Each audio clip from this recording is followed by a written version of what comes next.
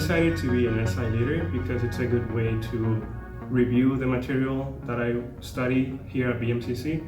Also because I like to help people, students, especially if they're in the field that I'm studying, and I see that what they're doing is going to have an impact in their future.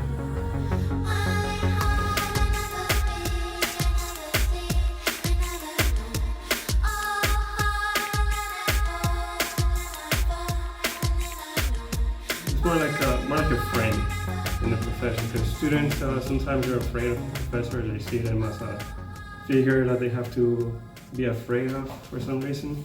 Whereas an SI is just another person that's their age and they have confidence in asking questions. So the role is to be someone that's there to help them to succeed. To be a good SI leader, you have to first have patience, because you're gonna be repeating the same things all over again. Some students, they might not get something and you have to keep repeating and pushing them. And you're gonna be working again the same course, or you're gonna be doing the same thing.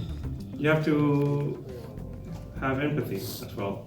Not everybody has the same level. Some people may get something, some other person might not. First, we need to understand what's going on, how the students feel, what their weaknesses are. Then we try to approach them and help them with what we feel they are struggling with. We have to be available as much as we can.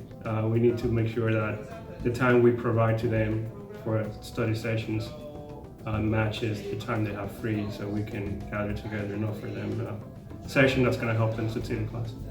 So during the class, I always pay attention to what everybody's doing. When there's an exercise that they need to do, I always go around and see if they have a problem. I approach them. I ask them a question, hey, what do you think is wrong with this?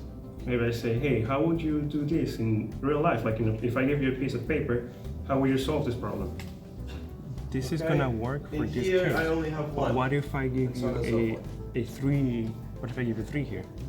Then split into by 2 doesn't work. Do you understand that? Yeah. So I try to push them. I don't tell them the answer, but if they cannot solve it later on, I try to do some problem that is similar to that. Visual role is just like somewhat of a second teacher, you know, there for you to not fall back on your work. Like, he's there to help you understand the material better. Like, if you didn't understand it, he'll go to you, he'll help you out, he'll explain it more in detail, and he'll try to show you, like, in his own way, on how to solve the problem and how to, for you to understand it in a different way. The role of any SI faculty will be to be a role model, to be the figure that's gonna help the students succeed and also engage with the SI, build a relationship so that everybody gets something out of the class. So to have a great partnership between an SI leader and the faculty, they have the same goal, which is to help the students. There has to be some understanding of what the other person's strengths are and what weaknesses are. A great example of a partnership would be Jordan and Pippen from the Chicago Bulls. They play to achieve the same goal. They wanted to win championships. They have really good connection. They knew each other. They've been playing for years. They play different positions within the team. So they have different roles, and that's why the team succeeded, because they are great and they complement each other. I can give you, instead of AB, like ABC, and you're not working with other people.